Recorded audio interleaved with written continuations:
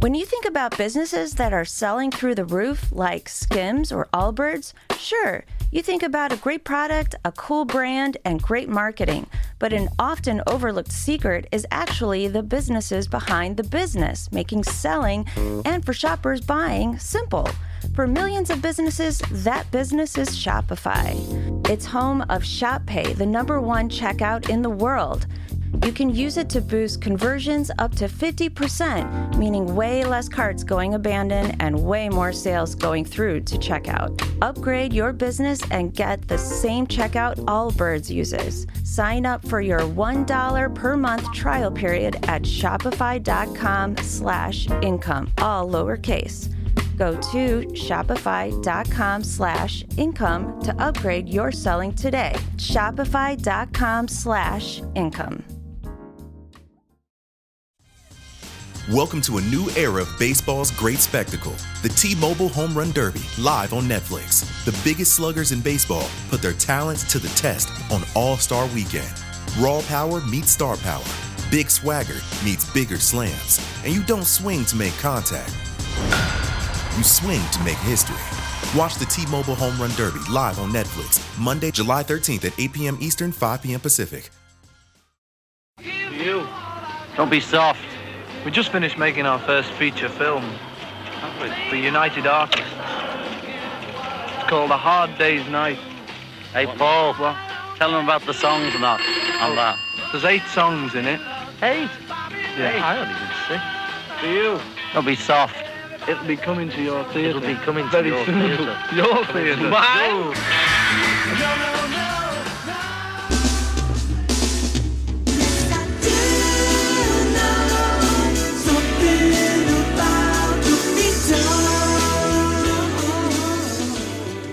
Hello and welcome to episode 329 of Something About the Beatles podcast. And this episode reaches you for the first time on July 6th, 2026, which is the 62nd anniversary of the premiere of the Beatles' debut film, A Hard Day's Night, as it was shown publicly for the first time in London on this date. It was their first project with director Richard Lester. My guest today, Samira Ahmed, a UK-based journalist and lifelong Beatle fan who has produced her first book on the Beatles for the BFI, British Film Institute book series, On a Hard Day's Night. Something that probably should have been written a long time ago, but I think it worked out because the right person wrote it at the right time with the right skill set, insights, and passion for the project, as this was one of her gateway drugs into Beatle fandom as a second-gen fan growing up in Britain. And it is really a deep, scholarly, insightful work. I can't put it any other way. But being a lifelong fan of this film myself and having read everything and interviewed a number of people through the years on SATB about the film, there's a ton to learn in this book, which is not very long, but it is packed over the course of its chapters. And it's also a smallish book. It's not some encyclopedic tome. Easy enough to read, but super smart for anybody who's a fan of this film and wants to get so much more out of it. I guarantee you, I've been saying this elsewhere and in the newsletter and everywhere else, you will not see this film the same way again after reading this book, because you're going to pick up so much more that there is to know about the craftsmanship, about the context and the culture and the times that this film was made, and really what they were putting across in 1964 that makes this film so timeless and evergreen to this day. So there you go. I don't have much more to say other than if you're not already a subscriber to the newsletter, you should be.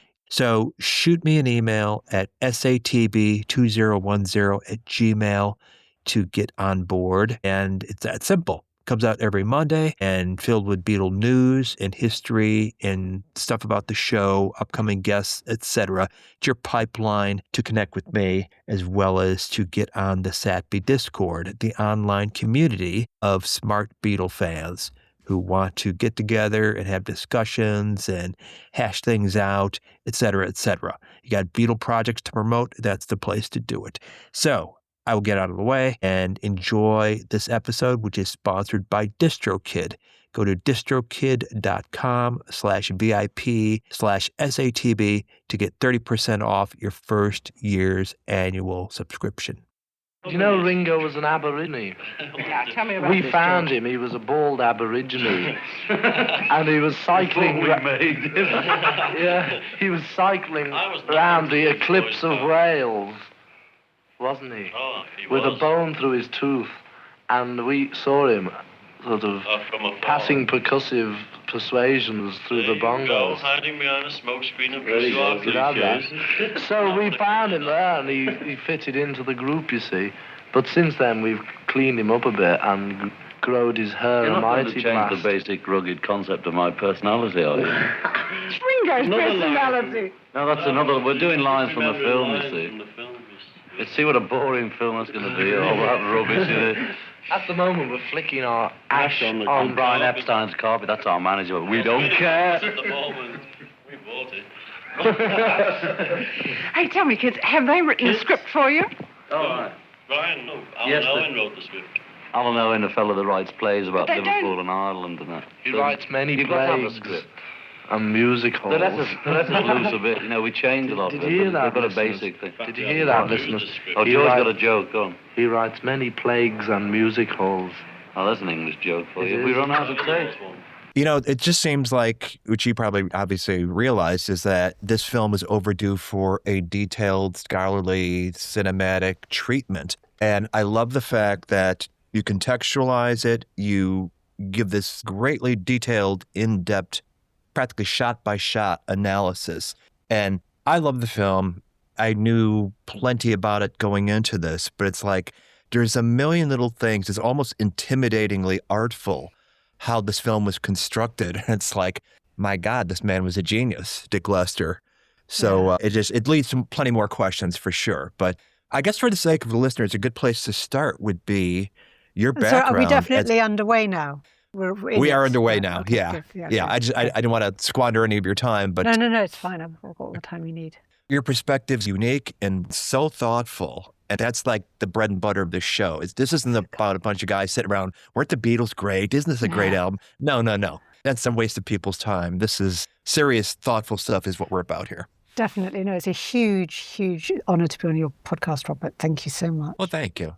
So for the sake of the listeners who are coming to you as Americans and not aware of your career as a journalist and your background and your familiarity in Britain, how do you come to this subject? Your fandom, number one, and also something as incredibly challenging as taking on a detailed examination of A Hard Day's Night. So I have been a lifelong Beatles fan. I stumbled across their films when my brother took them off television in 1979 when they were all shown on BBC Two. And we had a Betamax player in those days. So I watched these films, particularly A Hard Day's Night and Help and Yellow Submarine, every week for years. So I think I have a good case to have watched them, perhaps possibly more than even a lot of Beatles fans listening to this. And I grew up to be a journalist. Through the films before you got to the music? Yes, and I think that's really significant. I mean, I had an elder brother who introduced me to their music, and he had the Red and the Blue albums. He was 5 years old. He made me mixtapes. And one of the earliest albums I bought was the soundtrack album to Hard Day's Night as a result of watching the films. But I fell in love with them through the films, and I think that's really significant. And one of the things I look at in my book is why I think television in particular is essential to understanding their appeal, because that's how they connected with multiple generations. Yes, and that was a very unique aspect of your scholarship in this book, even coming down to the cover design, the television screen images of the Beatles. It's like, I hadn't thought about that through that lens before. This is a very television-centric film, A Hard Day's Night. It's a film, but it takes place in a TV studio. That's right. And can I just mention that cover? The cover designed by Mark Swan. He and I had a conversation about the ideas in the book. And I said it's all about the idea of the Beatles being transmitted to the world, that they are a kind of benign contagion. And he came up with 3 different ideas, but that one of them, it divided as like a 4-headed creature through the television screen, instantly recognizable and also instantly transported into your life. I think that's essential because TV was at its peak in 1964 all over the world, I mean, in America and Britain. And so that was the thesis of the book. But just going back to kind of the reason I wrote it was I've been a journalist my whole life. And although I mainly worked in hard news, for the last 10 years I've been doing cultural journalism. I present a radio show called Front Row. And I had actually discovered the earliest complete Beatles concert recording in the UK, which was at Stowe, this exclusive boys' boarding school, where a student had rigged up a very good tape recorder and taped the whole concert. Because it was all boys, you can hear them singing. It's an amazing document of an era that we talk about, like it's a myth, but it's actually recorded on tape.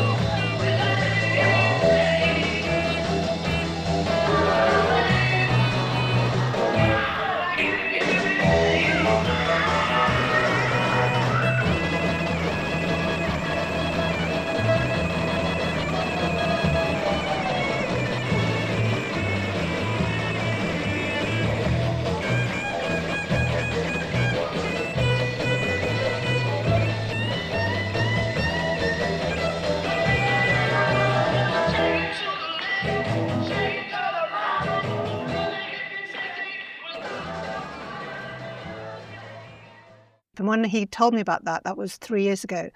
I did a whole sort of feature about it and it became this global news story. And I realized that from some of the emails I got from people who'd heard it was they said, I didn't particularly care about the Beatles, but listening to this story, I really enjoyed it because it's about why the Beatles were the phenomenon they were, what they were changing in Britain, and that whole bigger picture. And I felt no one had really done that thing where they look at the Beatles as a band, look at their music, they might look at their films separately, but no one had looked at them through the lens of that intersection, which is all my work, social history, popular culture, and social change and politics.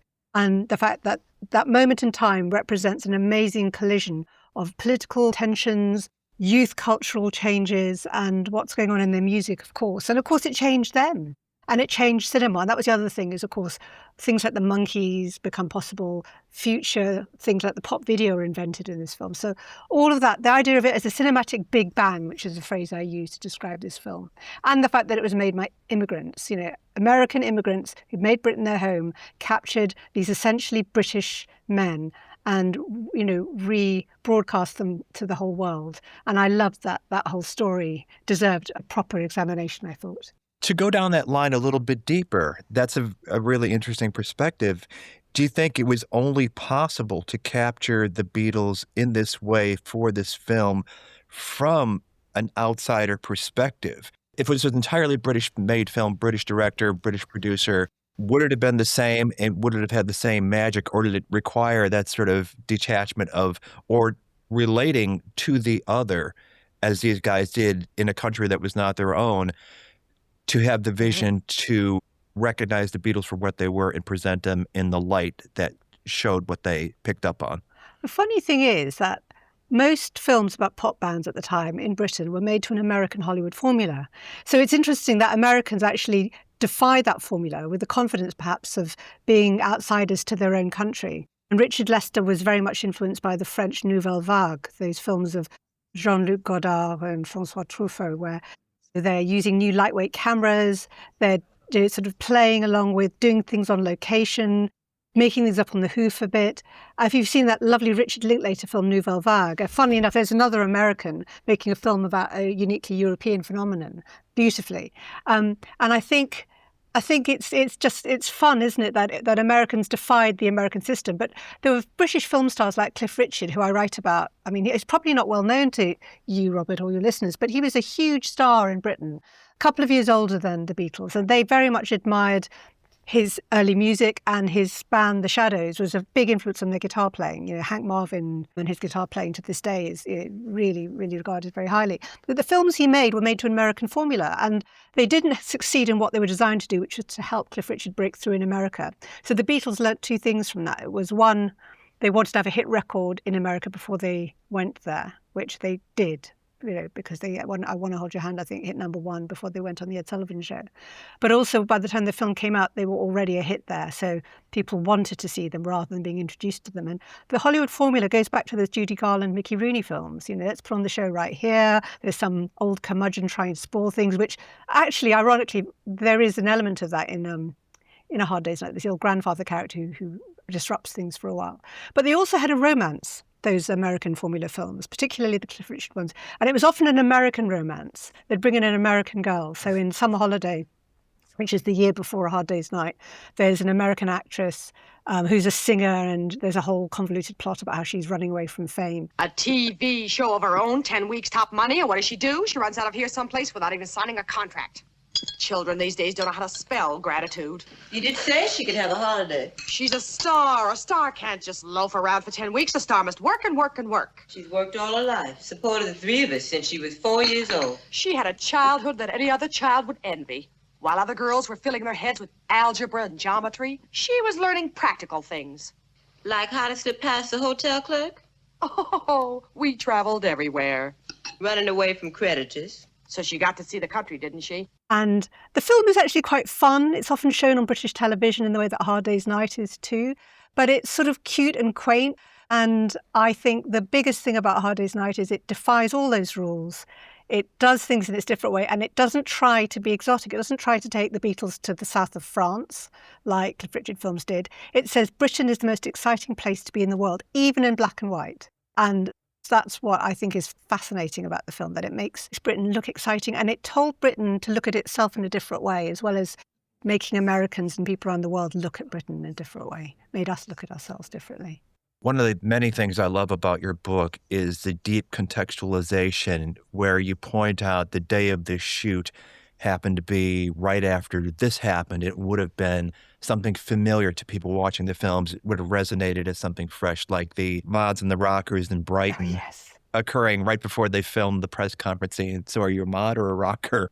The little details like that inform the content of the film. It's fantastic to have it all laid out so that anybody reading this book will not see A Hard Day's Night the same way again, no matter how many times they've seen it, because there's so much information you put out there that informs what you are seeing on the screen. It's just tremendous. So, thank you. Can I just say, Tim Rice, as in Andrew Lloyd Webber and Tim Rice, read the book, and he said, I thought I knew everything there was to know about the period, and he was a young, probably a young child at the time the film came out. And he said he learnt so much because I looked at lots of different sources. So there's obviously loads of interviews the Beatles have done.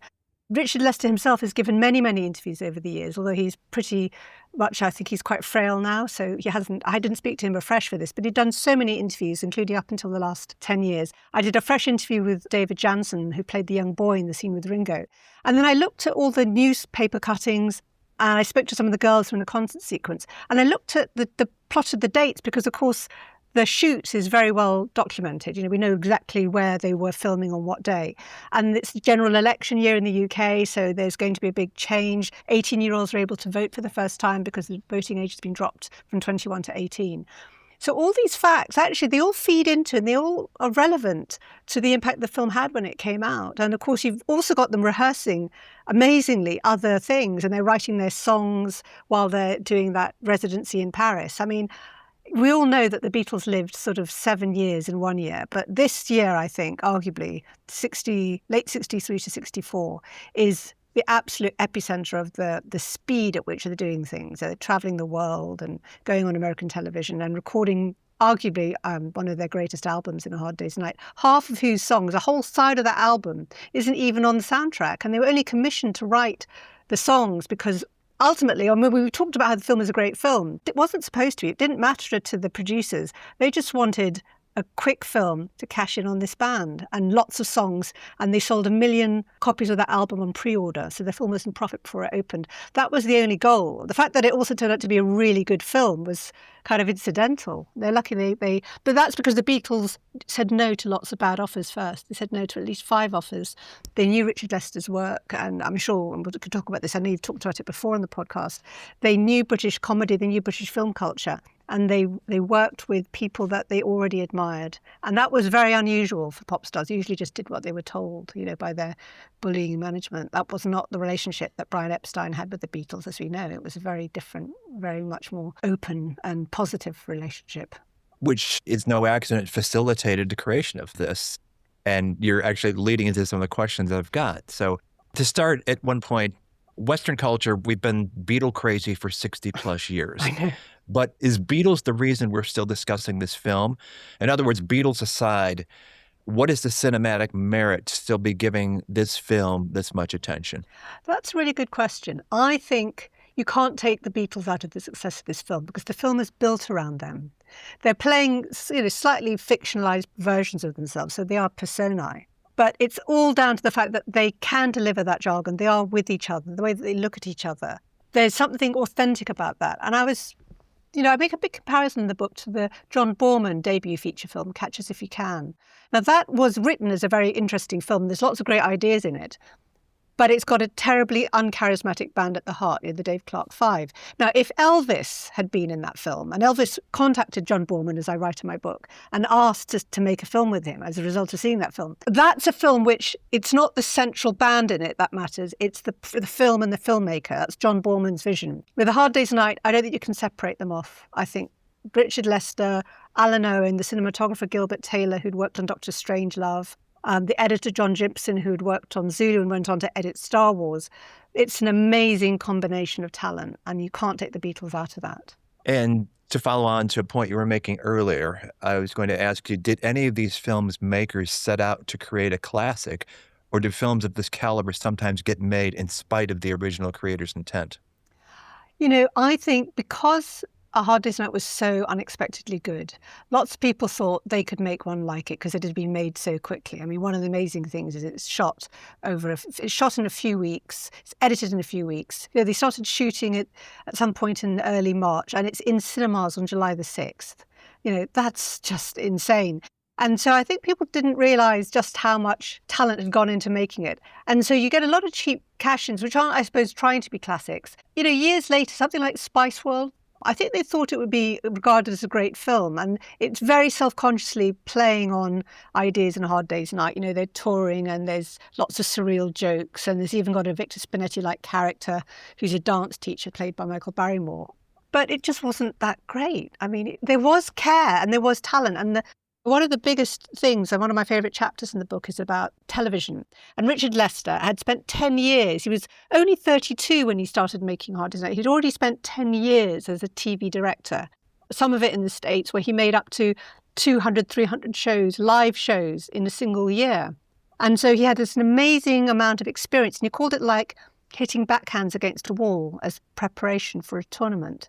And so when you made a film, or when you made all the commercials she did for British television, you had a much better budget to experiment with different techniques and editing and so on. And so he put all that skill, basically I think he'd been waiting for a project like this to unleash himself on. And of course, the year after he makes this, he wins the Palme d'Or at Cannes for The Knack and How to Get It. Ironically, a film which is dated very badly for its rape jokes. But actually, stylistically, you can see it comes from the same man who made A Hard Day's Night. And for anybody who has seen It's Trad Dad, which preceded A Hard Day's Night, you definitely could see elements. I watched it just out of curiosity one time on Turner, and it's like, oh, there are some A Hard Day's Night isms in it. If concert you're looking, at the end. Yeah, uh-huh. Yeah, well, the film is quite formulaic. It's two young people trying to stop curmudgeons at the local authority turning off the music in their local coffee bar. It's a very British plot. The coffee bar culture was this big thing. It's where the jukeboxes were and where bands used to play, and lots of artists were discovered there. But it culminates in getting all these acts to perform at a street concert. And it's shot in the same technique he used for A Hard Day's Night, which is multi-cameras, which is how you shot live television. You had loads of cameras, you let everyone shoot and shoot and shoot, and then you compose a film and you edit from the best shots. And of course, you have shots of people looking at each other. And the dance sequence of It's Trad Dad is so exhilarating to watch. And so that's one of the big techniques that Richard Lester used so effectively, which I think changed the way that people shot pop acts ever after, rather than shooting them on one camera from repeatedly in different angles. You just captured the energy and the frenzy by shooting it all in one go, Yeah, and it gives it this unbelievable energy. Now, that's in the service of a pretty hackneyed plot. Here you've got something where you're purposely, evidently, setting out to break all the rules. And anytime you see one of these tropes come up, like, John, let's do the show here on the TV set for I'm Happy to Dance With You, it comes off like a deliberate irony, like they're self-aware enough to know of everything that came before them. And we're going to play with this. It's like a wink to the audience. Exactly. No, it's exactly. And also all those moments when they're rehearsing, Rich just absolutely revels in the joy of the TV craft. You see them through the viewfinder. The camera pulls out at the end of And I Love Her to reveal the whole artifice of the lights and the multiple cameras and the monitors and the wires and the cables, and the director in the booth watching them on different screens. And so there's something very... is it John Berger who wrote that book about the medium is the message, the medium is the massage? I don't remember what the book was called. But that whole idea of understanding how they're transmitted to the world is part of understanding them. And they're just so beautiful. I mean, I think the camera is constantly just reminding you why we're looking at them. There's mops of hair. I mean, I did speak to Olivia Harrison, who was a teenage girl, 64, when she saw the film, not knowing she was one day going to marry George. And she said she'd never seen men's hair like it. It wasn't how men were at school. Boys at school had the kind of jock cut. Sorry, you're an American, not me. But, even I know from watching up high school movies, the jock and the kind of the preppy look. And the idea of this relatively long feminized hair freaked people out. And it was thrilling for girls and obviously thrilling for a lot of young boys who then tried to emulate it. But all that, I think you see in the screen. And I make the comparison to, we have this show here called ABBA Voyage, which is like an immersive show with ABBA avatars, and you go to a big arena and it's like being at a concert and they've got lights and projection. A Hard Day's Night in its day was kind of that experience for an audience who might never have a chance to get into a concert. And even if they did, they wouldn't be able to hear them sing.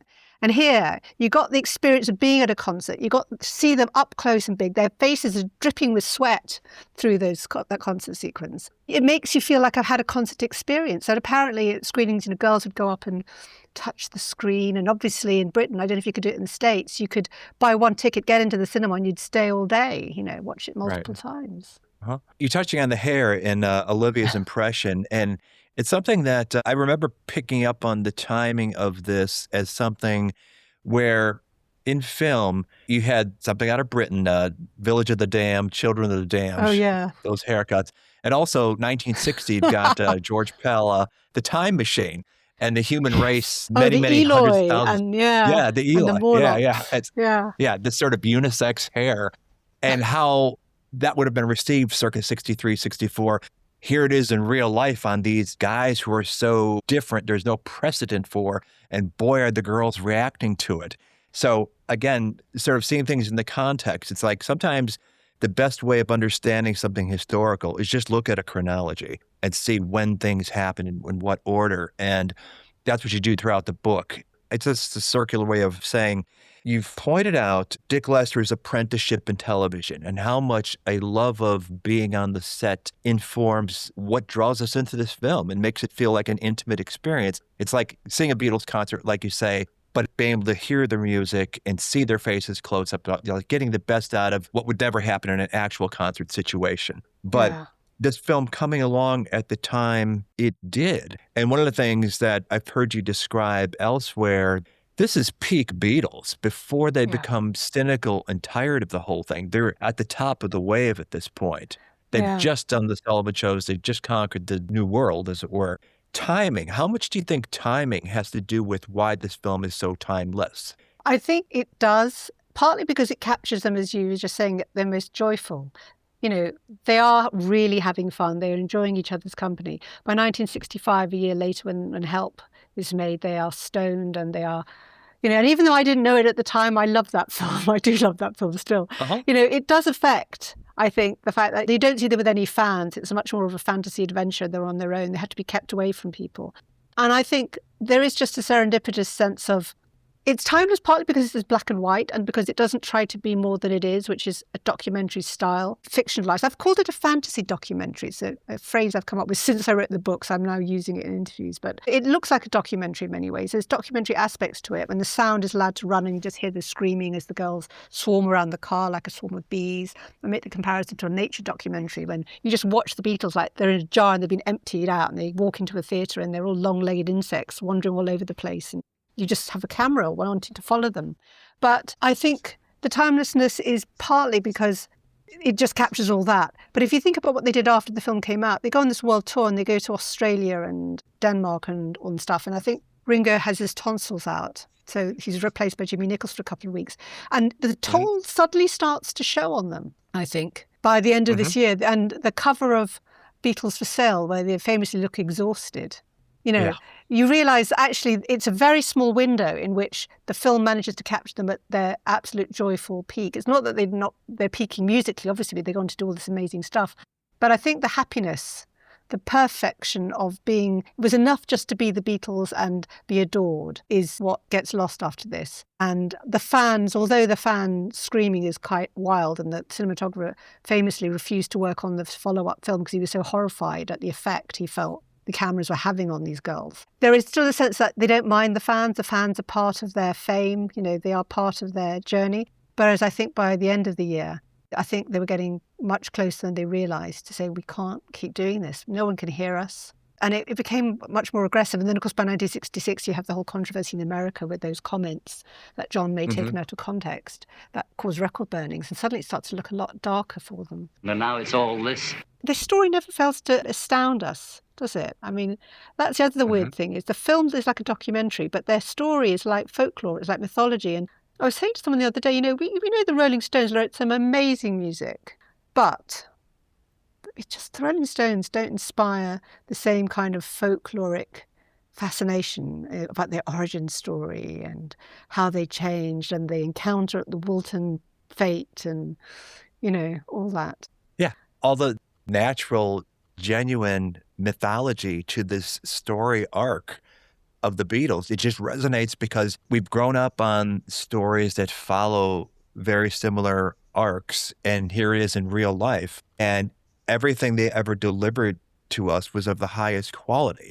It's not something like, well, we tune out this crap. Well, this is where Magical Mystery the plot. Tour. I do look at their later films. It looks better the older I get, let's put it that way. But as a child, I remember being really disappointed by the scene with the stripper. I thought, no, this is not what I want to see the Beatles leering at. But I would say as well, going back to your point about the timelessness, the thing is, you didn't need to know who the Beatles were. If you just went into the cinema, if you were just some person who'd never heard of the Beatles, remarkably enough, in 1964, and went into the cinema to see this film, assuming that it wasn't full of screaming girls and you could actually hear the film, you would just be drawn into the story. And of course, although the word Beatles appears on the drum kit and it lights up at the end of the concert scene, no one ever talks about the Beatles. They're never named.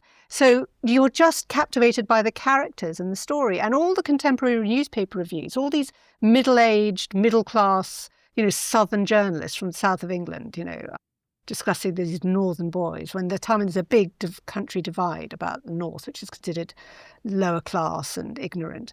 They fall in love with the Beatles through this film. They say, I can tell them all apart, and they've all got different characters, and they're genuinely surprised. But that's one of the reasons the film is timeless, because you didn't need to know who they were. You didn't need to know about their music. The film engaged you on its own terms because they, as personalities and performers, were enthralling and charismatic. Hence why it couldn't work with the Dave Clark Five and Having a Wild Weekend to build that kind of film around guys without charisma. I would suppose that you saw some of the other films at some point that were made in the wake of Hard Day's Night, similarly trying to sort of like, if the Beatles can do it, I guess that's what we need to do too. Jerry and the Pacemakers, Ferry Across the Mersey. Terrible film. Do not inflict it on yourself without being prepared. It's just so awful. Have you watched it, Robert? I watched it once out of curiosity because I liked the song, and it's like, that's an hour and a half I'm never getting back. I know. Also, I interviewed Gloria Estefan, and of course you told me that, is it Ferry Across the Mersey is a bolero, and she heard it on the radio one day, and she just thought, that's my music. That's a bolero. I can sing. So I love that Jerry and the Pacemakers connected Gloria Estefan to her musical future. Yeah. But apart from that, there is no reason to see. I mean, it's got some locations. The Cavern Club is captured. Of course, it was demolished a few years later. Same cinematographer, ironically. It just shows you it wasn't enough to have a great cinematographer. It wasn't enough to have Brian Epstein backing it because all his acts are in it. I've even had Margaret Nolan, who plays the casino girl in A Hard Day's Night. But it just shows you how within a few months, everything can be reversed to be awful. Did you see Seaside Swingers? Oh, God, no. I realise how many films there are out there that I haven't. Is it that Freddie and the Dreamers one? Which one is that one? Correct. Yeah. 1964, written and directed by James Hill. And I was a little bit curious about that one just because it seemed like it's not a star vehicle for Freddie and the Dreamers as such. Right. They play cooks at this resort and perform a few musical numbers. I was thinking maybe that might be worth checking out just out of pure curiosity. But what I found most interesting, to your point about Rolling Stones having made great music, is nobody shoved them into a film studio to craft some contrived scripted film in the mid-60s. But if you've read my book, Robert, you might remember that what was supposed to be the third Beatles feature, which was the Joe Orton scripted up against it, was far too outrageous for them. Richard Lester was going to make with Ian McKellen and Mick Jagger. Right. And there's a quote from Paul where when he first read the script, he's like, this film's too gay or something. He said, this is not us.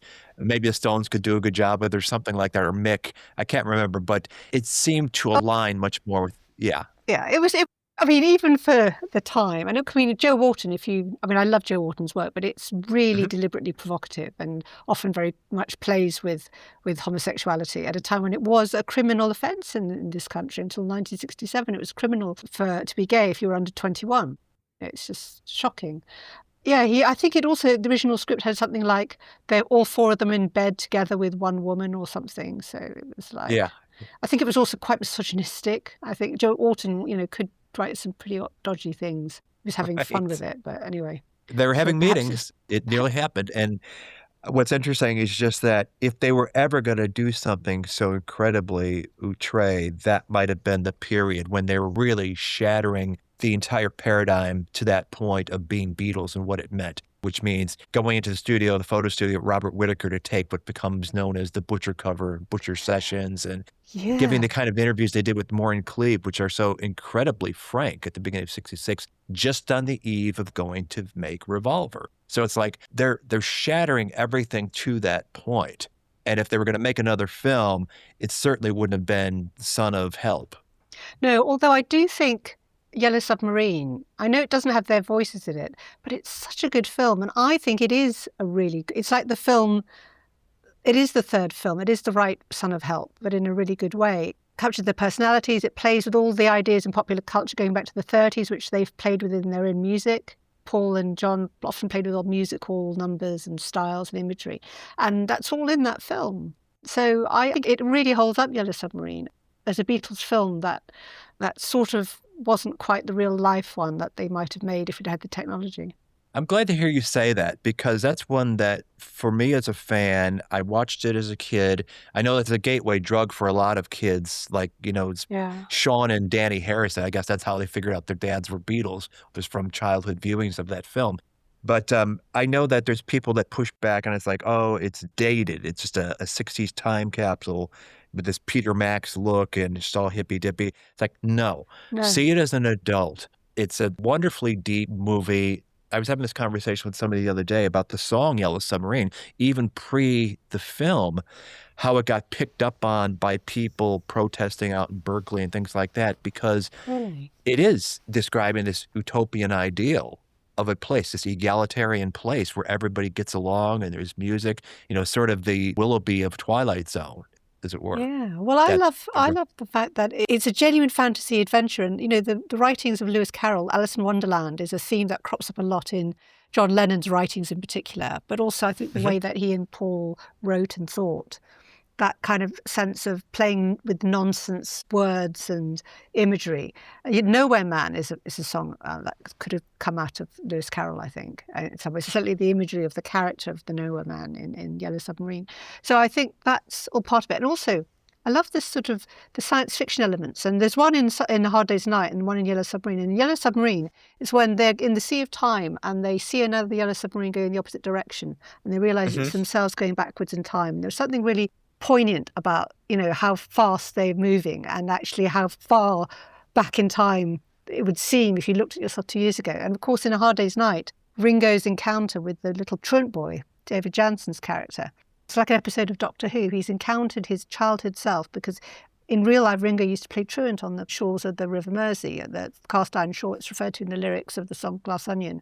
And so here he is actually meeting essentially his childhood self. And of course, his childhood self, the boy has a gang of 4.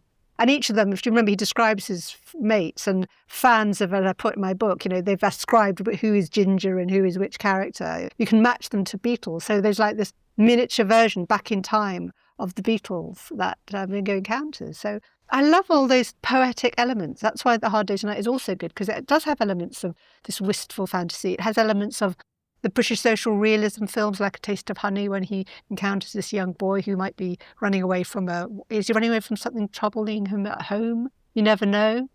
It's comedy, but it's also, there's moments of real melancholy. I love those changes of mood. It's a tremendously standout scene, and it's put together so perfectly, starting with this boy instrumental, wistful sort of melody informing the whole thing. Oscar nominated, of course. Uh-huh. Ironically, it was George Martin's arrangement rather than the Beatles' songs that were nominated for an Oscar, as was the screenplay. Neither of them won, but that was something. But David Jansen, the boy in that film, had never seen it in the cinema until he came to my book launch. We had a screening at the British Film Institute, our equivalent of the American Cinematheque, I guess it is. Did he purposely avoid it? No, he was never invited to the premiere. Can you believe that? I mean, he was 10 or 11 years old. He just said he'd seen it on television over the years, but he'd never seen it in the cinema. And so he sat in the cinema, in a packed cinema, with a third of the audience had been there in 1964 and seen it. A third of the audience had never seen it before, young people under 30 just curious to see the film on the big screen as it's meant to be seen. And of course, it's a beautiful 4K restoration. I really recommend seeing it in the cinema if you can. And a third of them are people like me who'd grown up watching it on television or video or DVD, and I had seen it in the cinema. Ironically, I saw it in the cinema in the US. When I lived in Los Angeles, there was a screening at a Revival House on Wilshire Boulevard, and I think particularly in America and particularly in Germany, there has always been a love of A Hard Day's Night, and it's always cropped up regularly in revival houses, and I think that's great. And of course, there's my whole story about the German version of A Hard Day's Night, which is dubbed in a completely wild and Germanic way, which is kind of a great story in its own right, Yeah, I was totally unaware of that, but that was funny. You're describing the German cut of the bathroom scene where John's in the tub. Well, the whole film is dubbed in its own way. So the film isn't cut differently. It's just that to make the film culturally coherent, a lot of those jokes and references just didn't really make sense to post-war Germans. And I think in the bathroom where John is doing his cod U-boat German wartime voice, which, let's face it, all schoolboys did in the 60s and 70s. It's not like they take all the references to World War II out, but they take out nearly all of them and they turn it into a conversation, like pretending to have a phone call. But a lot of the film, when they're talking about Shazam or they're reciting bits of Hamlet or they're talking about things, they just replaced it with references to Ingmar Bergman and Günter Grass and German poetry. I've watched sections of it. I haven't watched the whole film in German. Wasn't that diligent, but it's culturally coherent, and of course it invented a whole new form of dubbing, where in Germany they dub everything, they don't use subtitles. And it's called Blödelsynchro, which is comedy synchronization, where the actors wrote their own dialogue and they made it sort of like work on German terms. And I had email correspondence with the daughter of the guy who played John Lennon, who was one of Germany's most famous dubbing actors, and he had pioneered writing the script this way, and they did it for other films that came from abroad. They made them German. That's an amazing thing. It's not simply translating it, it's rewriting it to fit the culture that it's going to be shown in and to make it work. That's a high skill set to have. Well, it's interesting, isn't it? Because, of course, in itself, speaking Scouse, the Liverpudlian English, was quite a controversial choice at the time. I mean, the first American viewers of it in the studio who saw, I think they screened it at Billy Wilder's house, said, well, great, but you're going to have to dub their voices. And, they went, no, and they had planned for this. But, you can imagine a scenario in which another band would have been forced to be dubbed and you wouldn't even hear them properly. That was very common. Right. I mean, people like Ursula Andress was dubbed in Dr. No. All these actresses and actors that you think have these great voices, and they don't. They were dubbed because their English-speaking voices were deemed not good enough. And the Beatles were able to be themselves. And I don't understand every word of that dialogue, and I speak English. But it didn't matter because you get carried along, don't you, just by the charm of it. It's sort of like, I describe it as having an incantatory effect. Sometimes I didn't know what the word comed meant. I'd never heard that before. It means, come on. They use it all the time. But you sort of start to get into the vibe, don't you? Even if you don't pick up every word, you're sort of in their world with them. And again, that's part of the authenticity of this film. when most other people, they spoke in mid-Atlantic or they'd be dubbed. Right. This episode of Something About the Beatles is sponsored by DistroKid. DistroKid is a service that distributes music into the streaming platforms and also collects your royalty payments. It enables you to share with collaborators. It also has a feature that will polish up your recordings called Mixia. Basically, it is a way to get your best foot forward out there before a listening audience, making your music shine and get it into all the proper channels and make sure you get paid for your work. As a special offer to listeners of Something About the Beatles, and I know there are many who are musicians, you could take advantage of this. 30% off their first year subscription by going to distrokid.com. That's distrokid.com/VIP/SATB. Good for 30% off your first year of subscribing to DistroKid. So check it out if you are music makers and artists out there and make your music shine. The DistroKid app is available. Go to the App or Play Store to download it.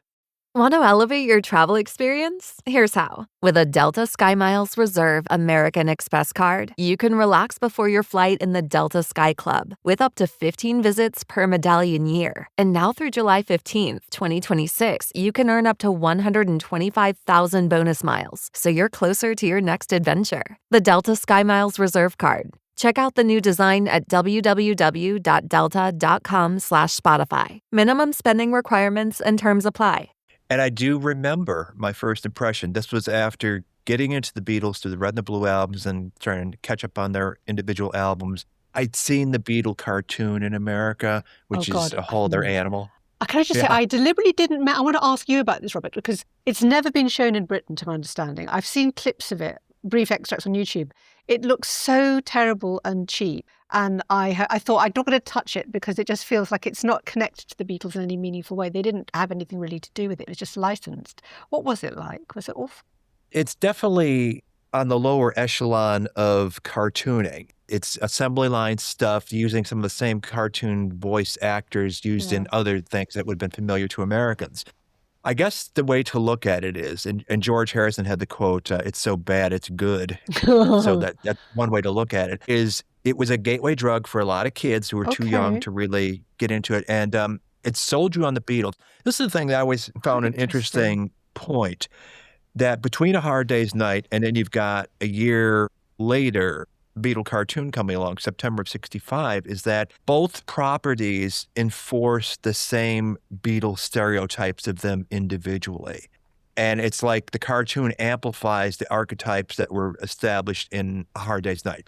John, the leader that gets deferred to, Paul, the cute one, George, the laconic one, Ringo, the little man-child that has to be mothered, that you feel sympathetic toward, but he's clearly not operating on the same level. And so I just found it kind of interesting because through the years, there's plenty of people that will assert Ringo was a terrible drummer. He's the luckiest guy on earth, et cetera, et cetera.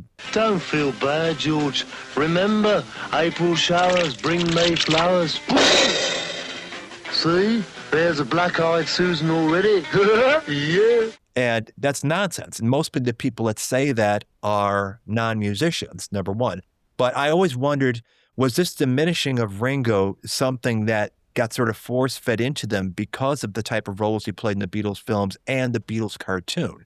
Yes, it's a cartoon, but it makes it really easy to believe, well, Ringo, what good is he? He's just their pet. I never saw it that way. I mean, the line about, oh, Ringo's not even the best drummer in the Beatles was actually a line from a comedy radio show. It's been pinned down to never was said by anyone who knew them. It was a joke from a comedy show made decades after they split up. So I know from listening to the Stowe tape made in April 1963 that the boys in that school were screaming Ringo more than any other name. You know, he was adored. And the energy of him as the drummer and having, focus on him. He wasn't just in the background. They were all equal in that sense.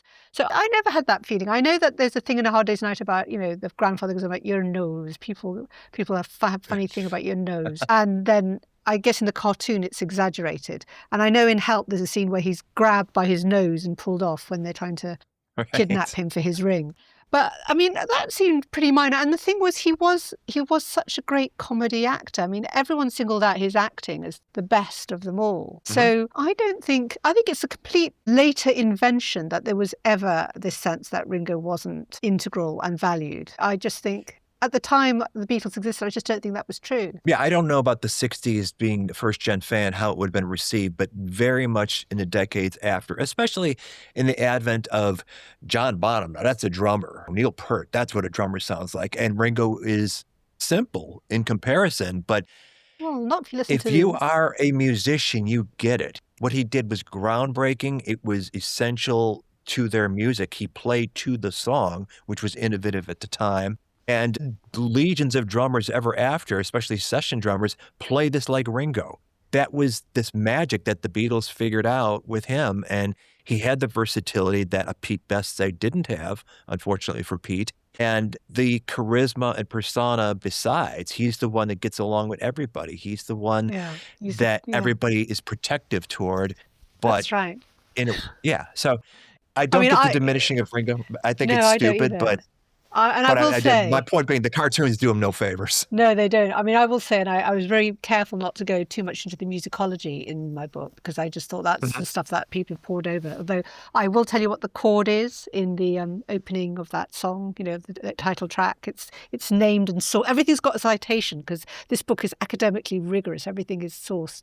But I would single out the playing on something like Ticket to Ride and also You Won't See Me, which is my favourite Beatles track.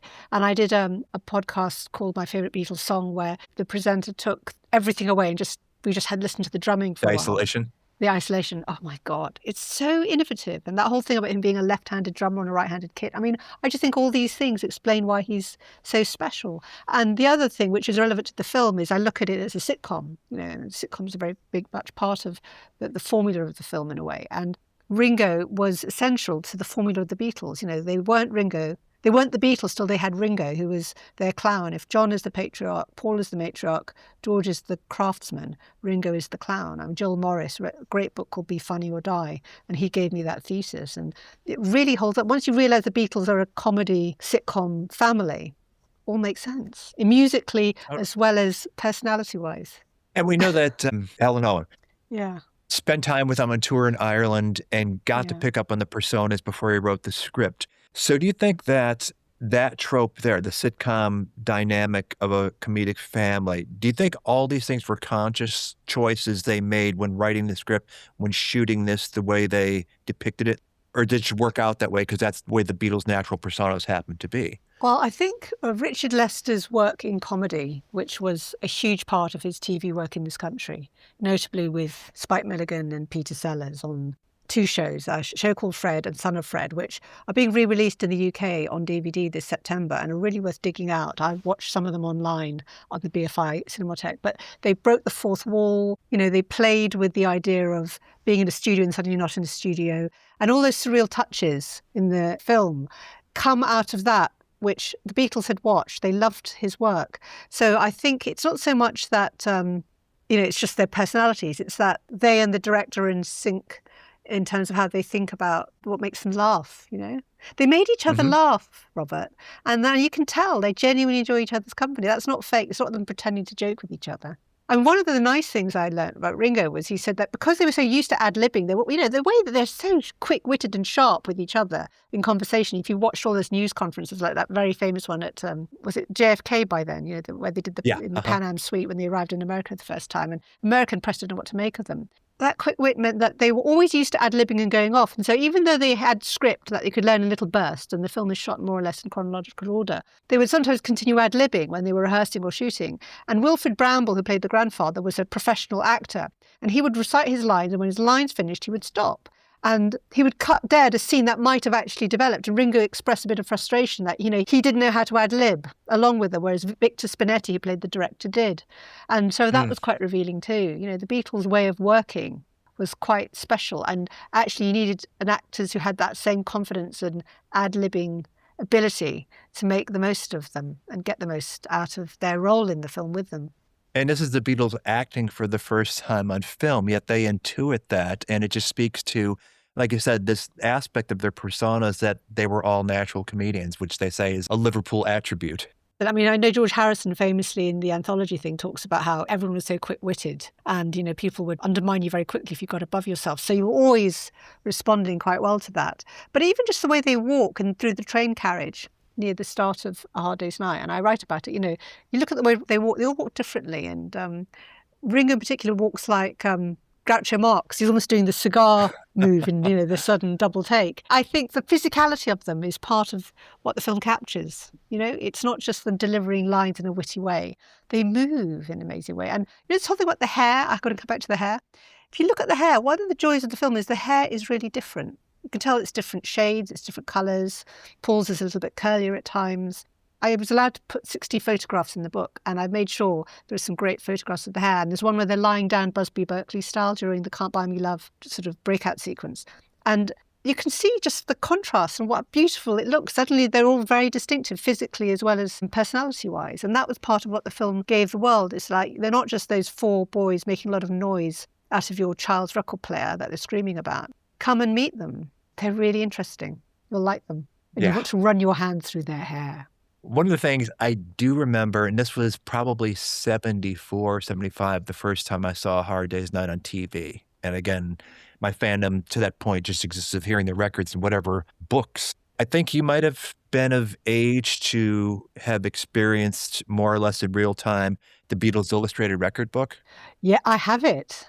In fact, my brother bought it, the Roy Carr book. Yeah. Tony yeah, Tyler. My brother bought that, and I used to read it like the Bible, page after page in order, starting at Genesis and the beginning of the Beatles, and right the way to the end. And he said mean things about them too. I was quite shocked.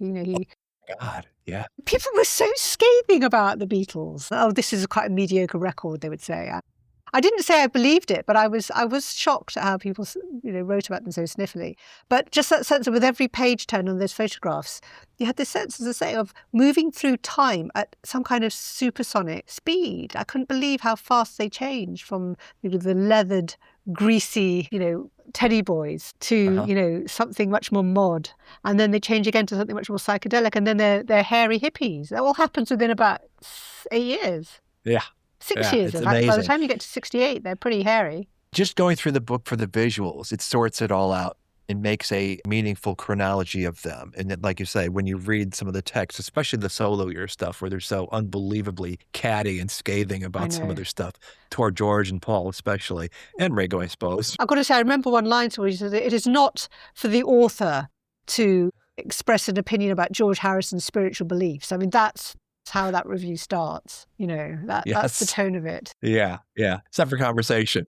But in any event, seeing the Beatles very early on, we were still sort of sorting out, trying to figure out and get a handle on them as people. And you're a young kid watching A Hard Day's Night. It's full of music, and it's them being called John, Paul, George, and Ringo. So it's a version of themselves at least. But I remember that first moment after the encounter with the businessman in the train car, hey, mister, can we have our ball back on the bicycle outside the carriage? And you're like, what kind of movie is this? Richard Lester would be so happy to hear you say that's exactly what he was hoping for. He said that's the moment you realise this is not conventional film and that you're going to be surprised and it'll jump. But I love the fact that moment in the train carriage when that man is telling them to turn the music down and shutting the window, that had really happened to them. So there were elements from their real life that Alan spoke to them about and then put them into the script and gave them a resolution that they never had in real life. In real life, I don't think they came up with a clever put down. They certainly didn't magically appear outside the window of the train carriage. But so again, I didn't expect to find how many elements in the film did have some kind of connection to their real life. And then, of course, the fact that John Lennon's real dad suddenly turned up during the middle of filming and demanded to be let in. John did not want to speak to him. You couldn't make it up, could you? No, it's amazing. And the true life stuff that does appear in the film has such resonance. The line from the grandfather, so far I've been in a car, in a room, in a train, in a room, in a room, in a room, which was something that was actually... That was the inspiration because that's what Alan Owen had seen when they were in Dublin. They were just under siege. And the only time they were ever free, and if you think about it in the film, the only time they're truly free is when they're playing music for each other. They're all looking at each other. They're all free in that moment. You've got a great chapter in the book about the women of A Hard Day's Night. And one of the things I love that you put in the book is like you'd love to see a female Hard Day's Night of the actual Patty and Cynthia and Jane, and Mo, what they had to deal with in the Beatles' orbit, the sort of madcap plotting to get from one place to another and live on the fringes, not be seen, but still be with their men. How that would be a great film someday. But say more about your examination of the women throughout the film. Well, so much of the way that the Beatles are now seen is there's the early screaming years. And of course, so many male critics, they kind of always want to not talk about those years. I think it's very interesting. Same with David Bowie and Duran Duran. It's like when the girls are screaming, it's like that's not as good as the music they make later on when they become more serious. But although I think that's wrong, I also thought there is much more to this film than the screaming girls, who are, they're sort of the constant. It's like, if you see it as a war film, the screaming girls are the sort of enemy fire, although they're not enemies, but, they have to constantly be on the run from them. But when they're moving through the world of the train or into the TV studios, they're constantly encountering professional working women, the secretaries, the director's assistant, the makeup artists, and the mysterious theatrical figure played by Anna Quayle. You are, I know you are. And I just thought there's so much that's revealed by the presence of these women in this film, partly because I've worked with makeup artists. I've worked in television my whole career. And I've met makeup artists who started their career in the mid-60s when they were teenagers. And we were discussing earlier how TV was kind of at its peak. It was this huge industry. It was massive audiences. And makeup artists and young directors like Verity Lambert, who went on to be the first director of Doctor Who, they were all sort of breaking out and making an impact and having a say. And so by analysing what they're doing in the film, you're both recognising how society is changing and women are having more career opportunities, some of which is reflected in the Beatles' more mature songwriting. You won't see me, the song Norwegian Wood, I once had a girl, or should I say she once had me, Day Trip, or so on. But it's also, they're not quite got the status that they should have. So I make the comparison between the assistant to Victor Spinetti's director, who gives him a head massage after the hysteria of the concert. She's probably just paid as to be his assistant, but I could see her as like Verity Lambert was in that role and then one day got to direct. The secretary in the advertising agency is probably paid as a secretary, but Simon, the executive, was always referring to her judgment, trusts her, and she says, no, I think you ought to see him. And I just thought it was worth analysing how that was changing. And then there's just little things like, I've done neurolinguistic programming, NLP, which is this business technique that was invented in the 70s, but you see it in action in the film when she looks at George Harrison sitting there and she doesn't look away and he looks embarrassed and looks down. And if you hold someone's gaze, it's quite a powerful thing to do. And I was taught this as a technique on a course I was sent on when I worked at Channel 4, which was how to negotiate better, how to negotiate better pay and negotiate better work deals. And I suddenly realised this is what she's doing in this film in 1964, before it's even been invented as a business trading thing. She's holding his gaze and she's embarrassing him. And I thought all that was worth exploring and having some fun with. So that was one of the first chapters I wrote. And of course, all the women in the nightclub who are a big contrast to the teenage fans. They're sophisticated.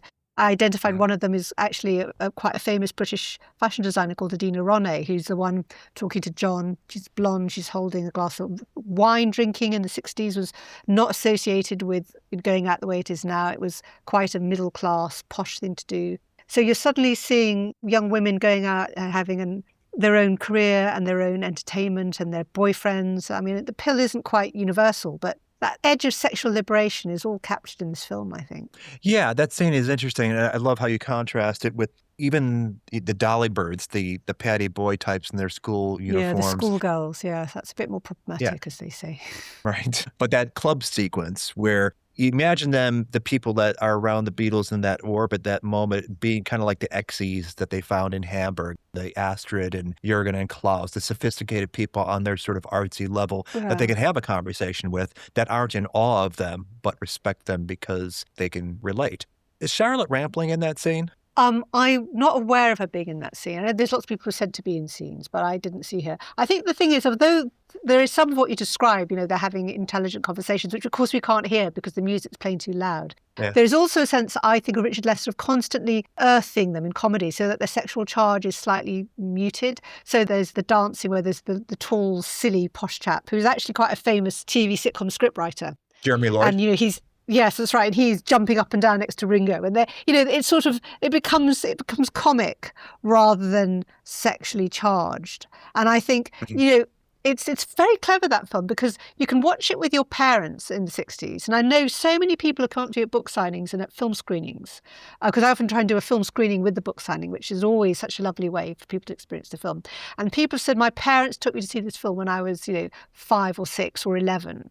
And it was fine because there wasn't a love interest. There wasn't a big romantic thing going on. And because there's so much comedy in the film, if you're not looking, it's easy to sort of ignore just how sexually attractive these men are. I think that's quite a cunning thing that the film does. And it's a very Richard Lester thing, to make it silly. I mean, all those high-speed Buster Keaton-style slapstick chase, that's comic. And you don't associate that with being sexy. I mean, you can't imagine the Rolling Stones would ever have agreed to be in a high-speed slapstick chase, would you?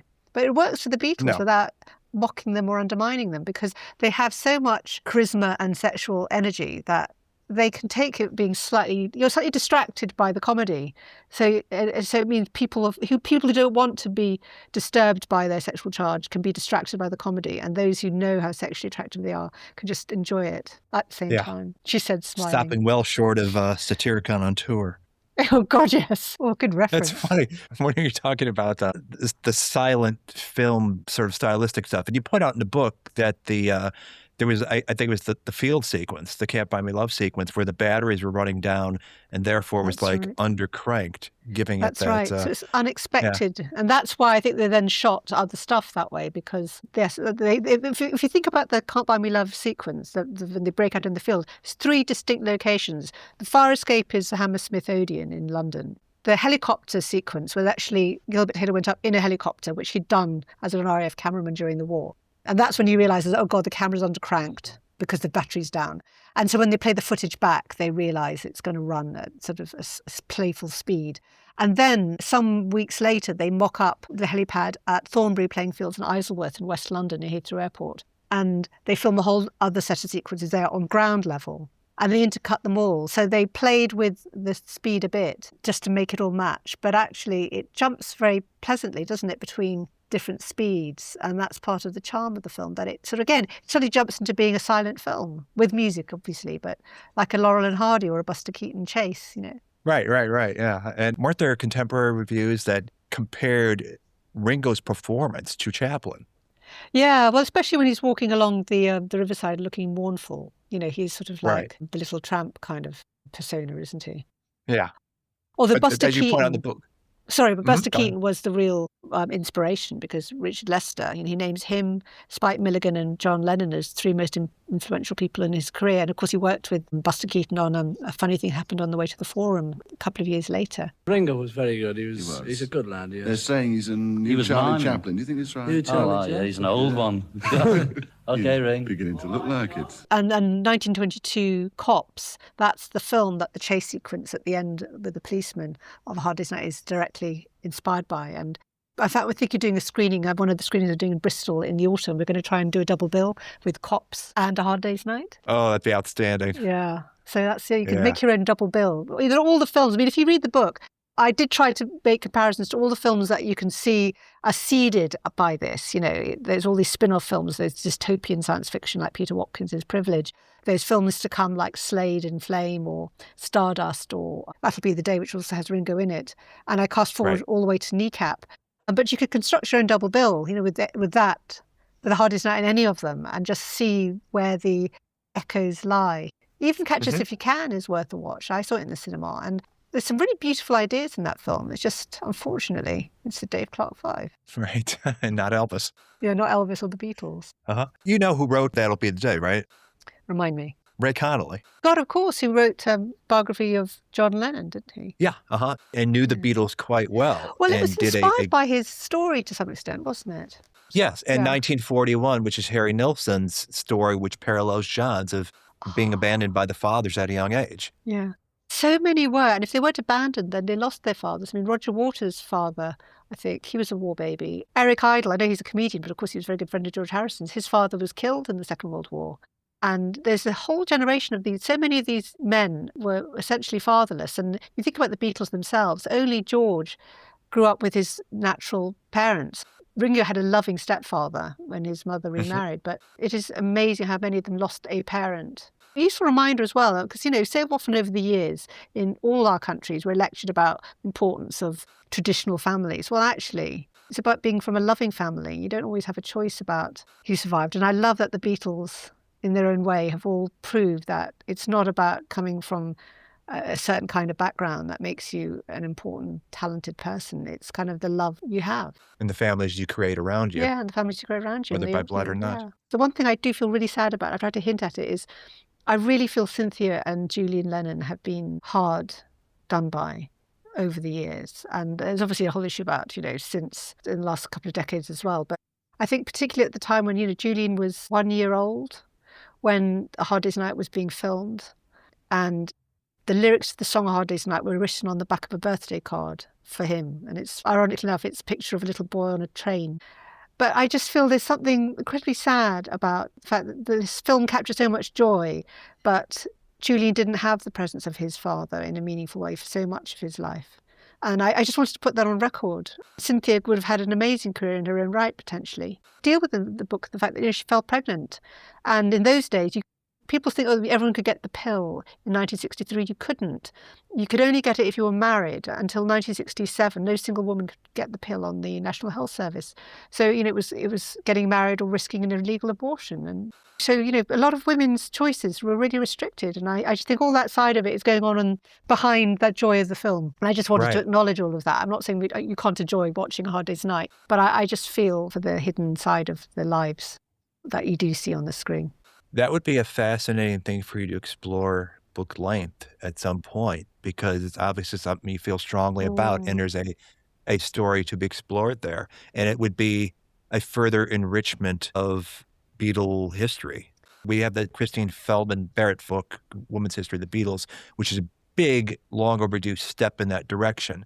But Beatles didn't happen in a vacuum, and there's a lot of family issues and women issues to be explored. I think that... I guess I feel a little bit cautious there. I mean, Jane Asher, who I've met, I admire her so much, and she's always chosen to keep her dignity and her silence, and I respect that. And I just feel any attempt to explore that bigger picture risks intruding on it. I don't know, but I agree. I mean, it's fascinating, isn't it? If she drops her memoir tomorrow, as much as we admire her dignity and silence at this point, who among us would not be rushing out to buy it? But she won't. She will never talk about it. And that seems to be, it's a very McCartney-esque trait, because Michael McCartney, who was there every step of the journey, even see him turning up and Get Back in the studio, good friends with John and with them all, just what he witnessed, not because we're looking for tabloidy, salacious stuff, but we just want an understanding of the personal dynamics of the Beatles story. And Neil Aspinall didn't write a book. We want to know more because we're just addicted to all the data we can get about these guys that have given us so much joy for so long. You see, I know I've just written another book about the Beatles, Robert, but I'm not sure I'm addicted to more and more information for the sake of... I like the idea of what should we know that we don't know that would be good to know. And so my book, although there's a little bit of personal stuff about how I connect to the film, most of it is it's facts, and it's an analysis based on what everyone can see. You can watch the film, you can see the women characters in it, and maybe I'll help you see things in the film that you didn't notice before. But it's all there. Whereas I know Mike McCartney, I've met him a few times.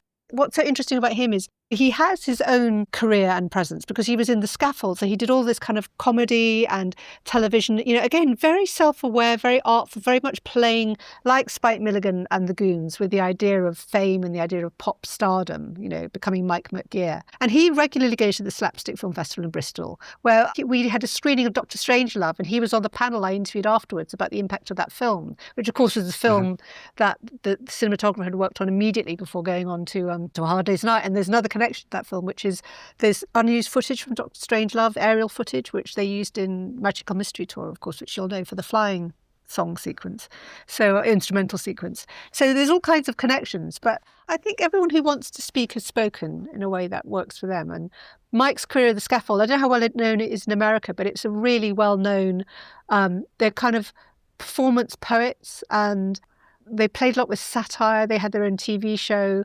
There's a really strong cultural footprint of his own right, Mike McCartney has. And of course, there's amazing photographs. Right. I had him on the show where we were discussing the reissue of the McGear album, which is sort of a Ghost Wings album, really, with the personas involved. But Roger McGuff from Scaffold, we know that he wrote a lot of the dialogue for Yellow Submarine. That's right, Giving it that Liverpool flavor, as well as appearing in the Ruddles. All you need is cash. That's right. I have to say, if you needed one film that wasn't a Beatles film to teach you about the Beatles, I think The Ruttles, All You Need Is Cash is the best film. And there's something particularly poignant about it because, of course, it was made in 1978. So it ends 2 years before John Lennon was murdered. And there's something so poignant about when it catches up with them years later. And the John, what is his name? It's Nasty. Ron Nasty. Ron Nasty, sort of, a sort of recluse in a wheelchair with a long beard. And I know there's something so sad about. I really wish we had got to see John get older and wiser, perhaps. Yeah, for sure. You saw Yesterday, I'm sure. No, the Richard Curtis film. No, I have never seen it. Why would I see that, Robert? Well, you must know. I know of it, and I know there's real controversy about how it changed from the original script submission that the writer I don't know wrote. that. Oh, so my understanding is that the original script was written by someone, and in it, I think it was much more poignant that, he realises he's the only person who remembers all these songs, and he starts performing them, and no one cares about them. And his life ends miserably, which, of course, is the reality. I mean, it wouldn't have been enough just to have those songs. I've heard a million terrible covers of those songs. There are very few covers of the Beatles songs that are worth, I think, genuinely listening to in their own right. And I Call Your Name by the Mamas and Papas is one of the great ones. I will give you that. So, no, I wouldn't object to watching it, but I have definitely not sorted out, probably kind of subconsciously, deliberately not sorted out. Okay. And I'm very wary of all the biopics because I think the other thing is, the Beatles are so embedded, we know exactly what they look like in a way that even our Queen, who was with us for, nearly 100 years, there was a very famous impersonator who used to play her in comedy films, and it was just called Jeanette Charles. And we all knew it was Jeanette Charles and not the Queen, but she looked enough like the Queen, we didn't mind. But whenever I've seen people playing the Beatles, it's just been wrong. And I hope the films will be good, the Sam Mendes films, but I'm so nervous about how I'm going to feel about them. How are you going to feel about them? I suspect, given Sam's pedigree and the actors involved so far, that if they do their job well, and I have no reason to think that they won't, 5 minutes in, you'll forget you're not looking at John, Paul, George, or Ringo because the writing will be so good and the performances. That's what I'm hoping for. The best John Lennon I've ever seen was Ian Hart. Did you ever see a film called The Hours and Times? Yeah, I mean, as you may know, there's a whole Brian Epstein thing going on right now. There's a new Philip Norman biography of Brian Epstein that's coming out. Brian Epstein, coming out next week, I think, in the UK. It's called Mr. Moonlight. There was a film last year which I didn't see called Midas Man, which apparently wasn't very good. But there's also a play by Tom Wright called Please Please Me, which is looking at Brian Epstein's life over the course of a few years and very much focused on his homosexuality. And I don't know where I'm going with this, but where was I going with this? The Hours and Times, which was based on what happened on that holiday when he and John went off to Spain. And it's an art house film. Interesting enough, it's a black and white art house film like A Hard Day's Night. But that's the most intriguing film I've ever seen, and I thought it was worth watching in its own right. And Ian Hart was so wonderful as John Lennon. Mm-hmm. So, it can be done, but very rarely done well. Do you think that this is the film that Dick Lester is going to be remembered for, or did he ever surpass this? That's such a question. So one thing I'm going to say is that he was always Richard Lester. It's only Britain people called him Dick. So I always call him Richard Lester for that reason, just by the by. But I'm not saying it's like an albatross around his neck, but I think he probably feels rightly a bit mystified and probably a little bit frustrated that this is the film that everyone... I mean, he said famously, didn't he, that, when I die, they'll say, Beatles director dies in road crash or bus collision or something. And you think of all the other films he's made. I mean, I'm particularly fond of things like Superman 2. I know that a lot of his films that played with heroism, like Robin and Marion and the Three Musketeers films, they're very much loved. This one, I do think it is a masterpiece. I mean, that's frustration. It's his third feature film, and he made a masterpiece with it. So it's not his fault. But I read as much as I could about his films, and I've seen most of them. But I do think, whatever he may feel about his other work, and I know he made a lot of satires. I mean, How I Won the War is a really powerful film. And I think he marks a line in his career. He made a film called The Bed-Sitting Room, which was about a post-apocalyptic world powered entirely by delusion. And that one was a failure. And I think after that, he took a bit of a reset and started making those more sort of historical films that were sort of more like big, jolly comedy epics. And although there was a lot of subversion in them, they subverted ideas of heroism. I mean, Superman 2 did that very powerfully. I just think maybe he just felt that what he really wanted to do, he'd been frustrated in. I think he always had this very strong sense of satire. He was very, very anti-deferential, and he marks the Suez Crisis as this big moment in his life for a lot of people like him, where you just thought, who are these people running our governments? The craziness of what they're doing. And so he was always in opposition to authority. And I think those are the films he wanted to make, you know, the anti-war satire on the war and so on. And I think those films never got the critical acclaim in his lifetime. Well, he's still with us. They never got the critical acclaim in release that he would have hoped for, you know. And maybe that's why he feels frustrated, is my guess. You've seen The Bed Sitting Room? I haven't watched all of it. I've seen bits of it. Have you? Okay. No. I'm aware of it, but that's the first time somebody told me what it's about. I had no idea. But now I'm going to try to track it down. It's really surreal, and, you know, it's sort of, you know, I mean, it's set, and you can see why it would depress people if it's set after an apocalypse. I think it was written by John Antwiss or Spike Milligan? But, you know, it's got a lot of those kind of comedy actors that he'd worked with. But How I Won the War, which I watched in preparation for this, it's a really dark film. And that moment where John Lennon looks at the camera, you know, just before his character dies, obviously it's haunting for two reasons now, but there's also that whole sense of the Vietnam War, which is to come, you know, and there are all these references to, you know, the next war, and you just seeing it with that hindsight is just horrifying. In fact, was Vietnam War already underway by 1967? It sort of was, wasn't it? Yeah, it was well underway. The Tet Offensive was January 1968, and that was like a real bloody high point, as it were. Yeah, horrible stuff. I have seen where you talk about going to all the locales that you could. Yes. That Hard Day's Night was filmed at. Do you want to talk about that a bit? Because I've had friends who've gone down Boston Street where the stumble happens, and So, well, I used to live very close to Marylebone Station. So the whole thing with the train station is it's the same train station that they run into to get on the train to London. And it's the same station that they come out when they've arrived in London. It was all shot on 2 consecutive Sundays because trains didn't used to run there. And it's a beautiful train station in central London near Baker Street.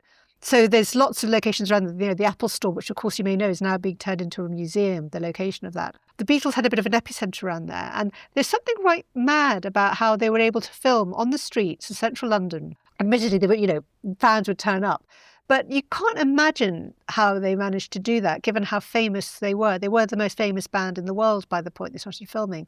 And then a lot of the stuff around Twickenham Studios, where they shot lots of interiors, it's very suburban. It's not far from where I live. And when the first Beatles London book came out, which was a guidebook to all the locations associated with their career, including places they'd recorded and lived and so on, I took that book and I went on a day trip down to Twickenham, and I went around the house, you know, the 4 houses in Help, where they go in the front door, and inside it's all in the studio, it was all one giant apartment. That was very close to a lot of the locations for A Hard Day's Night. The pub that Ringo walks into, the high street where he walks along in Help. I love the idea that these two films are in conversation with each other, and the streets are pretty much unchanged. So I think that's, again, something that makes the film a bit timeless. If you think of the sequence where Ringo goes off on his own and he's chased down the street by some girls and goes into a shop and puts on a hat and coat. I mean, although that's sort of near Notting Hill, it's not exactly suburbia. It looks like sort of ordinary London city streets. And there's a sense of timelessness the moment you go into something which isn't a recognisable landmark, don't you think? Yeah. And of course, walking along the riverside, which is pretty much unchanged by Q, where Ringo shot the sequence with the boy. And of course, you know, you put the soundtrack on, you listen to This Boy, and it's just lovely. I mean, London, they talk about the term psychogeography, don't they? Which is the idea that a location has the echoes of everything that's taken place there before. And when you go there, you know, you do have this sense of Ringo could have just been here 5 minutes ago. They might have just filmed it and then moved on, because they filmed very quickly and moved on. I like that London still can be like that. That's so cool. I remember in my early viewings of A Hard Day's Night, I think it's during the second Can't Buy Me Love sequence, the chase, the Buster Keaton sequence, if you will, where John Bluthal is trying to steal the car. That's right. And there was that smoldering thing in the background, and having no frame of reference for England. This is pretty much my first exposure to it, is watching A Hard Day's Night. And thinking, it's a very different place from here, isn't it? Well, I think the funny thing was, I had always assumed it would be a bomb site because London in the 60s was still full of bomb sites. I mean, there were bomb sites in Marylebone well into the early 2000s. I used to live near one around the back of Marylebone High Street. And I assumed that it's the remains of a Victorian Gothic church. And I assumed it was a bomb site that hadn't yet been repaired. It was in Notting Hill, which was an area that was quite poor still at the time. But actually, it was, believe it or not, being demolished because the demographics were changing very quickly in Britain at the time. Church-going was absolutely falling very dramatically, and traditional churches weren't in demand in the same way. And in that part of London, the new communities moving in from the Caribbean and from the Commonwealth, they weren't religious, but they didn't worship in these kinds of churches. So people were quite cavalier in the 1960s about demolishing Victorian buildings. I think they wouldn't do it now. But that's all part of what you capture in that film, this London, which is quite careless about its architectural heritage. I've got another role as president of the 20th Century Society, which is sounds very grand, but it's an architectural charity that sort of preserves modern design. And I'm going to be giving a talk for the Christmas lecture this year about the architecture of the Beatles, like the buildings that they occupied on their album covers. If you think about Please Please Me album cover, they're looking down over the balcony of that EMI building on Manchester Square, again in Marylebone. Gone. And things like these churches, which, are just a part of the landscape that they're moving through. Britain's changing very fast. Yeah.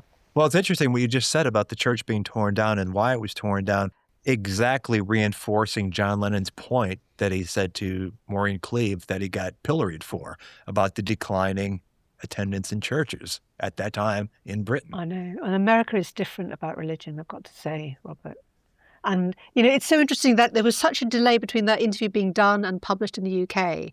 And then when it appears in America, it's interpreted in this completely different way. And, it's like a slow burn social media pylon, isn't it? Mm-hmm. Yeah. And the incendiary comment from Paul alongside his face on the cover of Datebook, nobody touched that. What was the thing that Paul said? I forgot. He was talking about racism in America, and it said, and I quote, "It's a lousy country where a black person can be called a dirty nigger." That's right on the front. Yeah, and it's like, racist, we're okay with. That we get, but don't you dare go after Christianity. Yeah, I know. That whole row. I mean, that's another thing about the Beatles story, isn't it? That resonates because they had their equivalent of that social media pylon then, and if you look at interviews, and because I interviewed Paul McCartney a few years ago, and I watched every interview I could find, and I found this news interview when they were in America, and the row was still raging. Paul was very protective of John. He always steps in to say, it'll be fine. We're still touring. It's all blown over, and that sense of them, you could tell that they don't really know how this might end up, but they've got to keep going. And that's when you suddenly start to see them looking vulnerable. It's very touching, actually. They stick up for each other. Oh, yeah. And circle the wagons. Yeah. Yeah, that's exactly it. Yes. Most of the concern and oversimplification of what you said came from what we call the Bible Belt. Notorious for Christian attitude. The thing is that they seem to think that by saying that, John's getting at them. But he isn't at all, It's just a straight comment on something, which may be right and may be wrong, but he's got to answer as he feels, honestly, And if they think that for him to say that, is wrong, then they don't believe in free speech, and I thought everyone here did.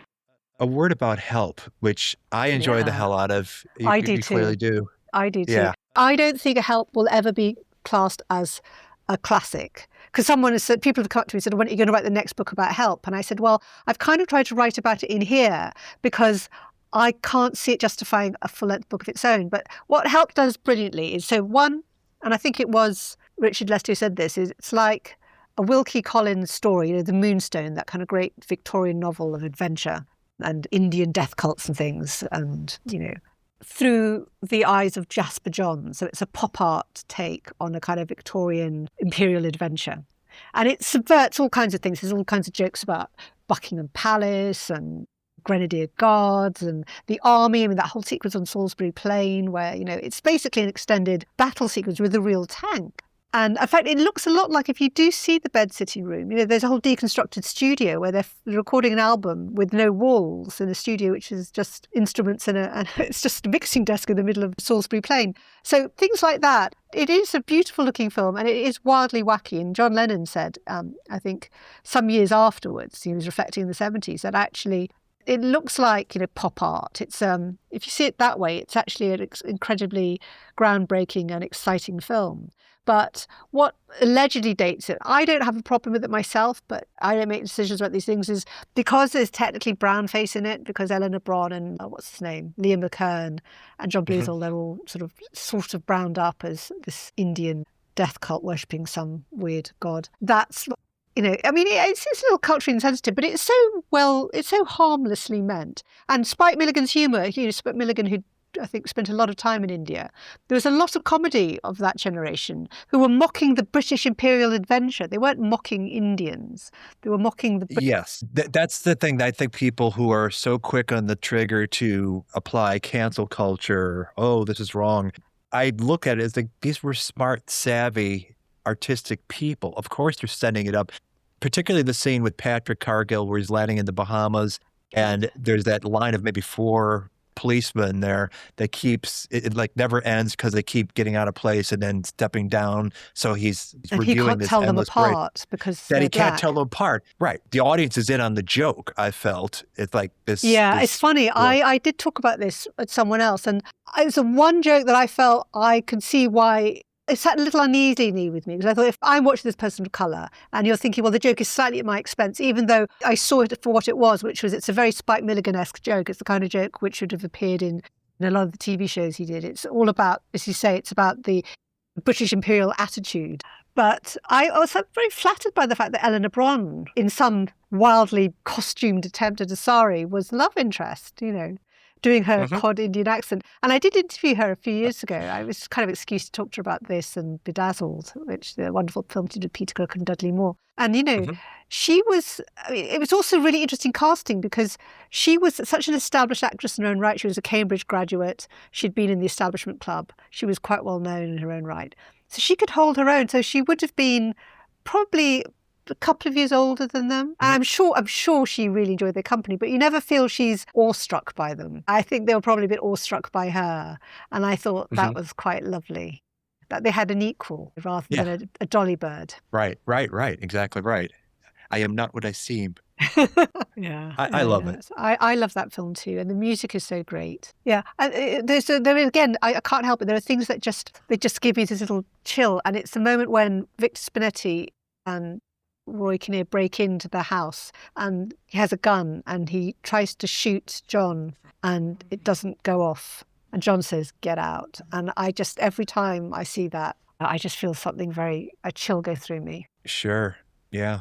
I can remember the first time I saw A Hard Day's Night, and I must have read the Hunter Davies book by then, because it was one of the first books I did get to read, but knowing that John and Paul were motherless children, and there's a couple lines, put her down, Leonard, or I'll tell your mother on you.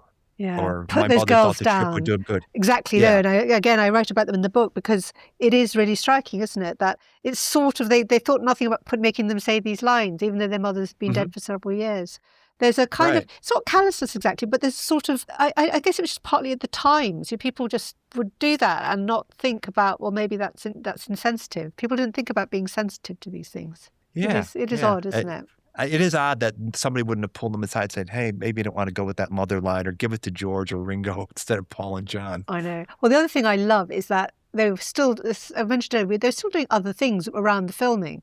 And so John has to go off to that lunch at Foyles because his book's just been published. So there's only 3 of them for some of the sequence when they're shooting in the field. And that's why sometimes Richard Lester, with I think a coat over his head or the camera pointing at his own shoes, pretending to be the 4th Beatle. And when they finally finish and that man says, this field is private property, there's only 3 of them. And they just think it's fine. We won't show all 4 of them because John's not here. Mm-hmm. I remember at some point in multiple viewings of the film where I picked up on in the dressing room sequence with Dougie Millings and the cutting the tape measure, yes, seeing in his own right product placement in the background. Oh, well done. Even I didn't spot that. I will say, if you watch it on the big screen, I mean, I know you can do a certain amount with freeze framing a good 4K DVD, but if you see it in the cinema, you can see everything. Because at the beginning of the film, when you first see Paul and the grandfather sitting reading papers and magazines on the bench, and the magazine that the granddad's reading is Men Only, which hadn't become a fully porn magazine at 1964, but it was by 1971 when Paul Raymond, this notorious British pornographer, relaunched it. But I remember saying to Mark Lewison, he's reading Men Only, and Mark Lewison said, well, no one can see that. And it's like, well, they might not be able to read it on a TV, but you could definitely see it on the big screen. You can read all the and actually one of the joys was just reading all the magazine titles. Like John's reading a magazine which is a scientific analysis of the world's best pop groups, lying on that sofa in the hotel. The old waiter is reading a copy of Fab 205 with Elvis on the cover. So you just have little moments that if you want to, you can date it. You can work out what year this would have been. But it doesn't really matter. You can't really date it. And it's sort of 60s, but who cares? Yeah. I remember being thrilled seeing Shake reading Son of Mad, because we had that book in my house. It's like, oh, that's cool. I know, it's such a lovely touch, isn't it? Because it just gives you a sense of the mindset. And he's reading it really intently, like he's reading War and Peace. Just such a small moment, you get a sense of this is Richard Lester's mindset. He takes his comedy very seriously, and we don't really quite know how seriously we are supposed to take it. It's a really lovely touch. That was a joke unto itself, the way he reacted to reading satire. I remember, I think it was maybe one of the first iterations of DVD Blu-ray, the Anne Clune scene at the press conference, do you have any hobbies? Oh, yes. And he writes it down. Now, finally, it's revealed when her jaw drops what it was he wrote. That's right. Yeah, no, you have to follow the pen strokes. You can just about see the word. But again, I try to put all these facts in. It's not a word I would say out loud. Right. I thought he'd written down again, sex. Folks. I thought he'd written sex, but it wasn't. It was a more specific anatomical word. It's anatomical. Yeah. You make the point throughout the book how forward-thinking this film is in so many ways. And I think that's an added aspect of the fact that generations later, it still resonates. I can remember there was a big screen showing in our town, because we got a vintage theater here, and I took my kids to it, and my son's all teenagey, and we'll humor you, Dad, and goes to sit on the big screen with me and coming out of it saying, it was better than I thought. Oh. Which I thought was cool. Yeah. And he loves the Beatles now. He's matured enough in his taste. But it seems like taking us, the hardcore fans, off the table. I think you already made the point that if you didn't know the Beatles, didn't know a thing about them, but watched it, there's still something compelling about it that makes you root for them and stick to it all the way to the end. Absolutely. And once you start watching it, especially if you watch it on the big screen, you start to notice so much. I watched it several times on the big screen over the last few weeks, with the book tour. And the sound mix is really intriguing. So, if you watch the concert sequence, the screaming girls are there throughout, but at some point during the concert, their volume is increased in the mix until they basically take over. And suddenly then it becomes the latter couple of songs, it's just they dominate. And that's just an interesting editorial choice. You don't even realize it's happening until you actually start listening for it. And the other thing you notice in that theatre where they filmed it, he didn't have the theatre packed to the rafters. He had a certain number of fans and he moved them around. So sometimes if you look carefully, the stalls are completely empty and the camera's panning from behind the Beatles and you're looking up at the screaming girls in the balcony. And other times the balcony is completely empty and they're all downstairs. And of course there's a great Hitchcockian moment where Richard Lester walks past the Beatles in the front of the stage and just is looking out at the audience, takes a moment to look at the Beatles and is smiling. And I love that. I mean, one of the things I say in the book is all the photographs I could find of him during the making of this. If he's not smiling, he's looking intensely engaged with getting something perfect. He had so much fun making this film. I hope that whatever he might think about it in the terms of its place in his oeuvre, I think he is proud of it. I think he knows he made something very special. That continues to captivate us, does it not, Robert? I mean, here we are, your child likes it, my children have seen it, and people discover it. I've met young people at book signings who say that they stumbled across the film as a result of having discovered their music, and the film then just reinforces why they love the Beatles, or they've done it the other way around like I did and found the film first, and you want to know these guys, you want to be in the room with them. Absolutely. And you've given us with this book so much detail to understand the context of this thing being made and things to look for and understanding it as it would have been seen in its times. Like, who were the familiar faces to British audiences besides the obvious one, Wilfred Brambell? Patty Boyd as well, and other things that now you get it. Now you understand why it's in the film, because it made complete sense in 1964, which is a huge thing. It's a great contextualization. Oh, thank you. It means so much. And I think there's something really special, actually, about American fans of the Beatles. I think you all have your own relationship. And actually, that's part of what I wanted to hint at, is that the Beatles made us see ourselves differently in Britain. But through the Beatles, we also realised how Britain was seen differently by Americans because of them. So I feel the Beatles bond us across the Atlantic, don't they? They sure did. Absolutely. Well, it's a terrific book, and I can't recommend it enough to anybody listening to this show that you think you know all there is about Hard Day's Night. No, you do not. Read this book, and you're going to learn a ton more, and you will get a hell of a lot more of the movie. You're not going to see the movie the same way again, I guarantee you. It's wonderful. So thank you for writing it, and thank you for coming on. Oh, Robert, thank you. It's been a joy to talk about it with you, and thank you so much for having me on. George, yeah, how did you feel the premiere went last night? Great. I enjoyed it because we'd seen the film before on Saturday, and none of us were, very excited until we saw it with the audience, and it was great. It's quite a scrum in Piccadilly Circus. It's much better with all the people laughing and booing. John, what's the next big event then? Friday, the premiere in Liverpool, which we're looking forward to. That's the next big event. I don't know what happens after that. Well, thank you all very much. Best of luck. Thank you. Thank you. Something About the Beatles. Created and hosted by Robert Rodriguez. Executive producer Rick Way. Title song performed by the Corgis. Something About the Beatles is an evergreen podcast.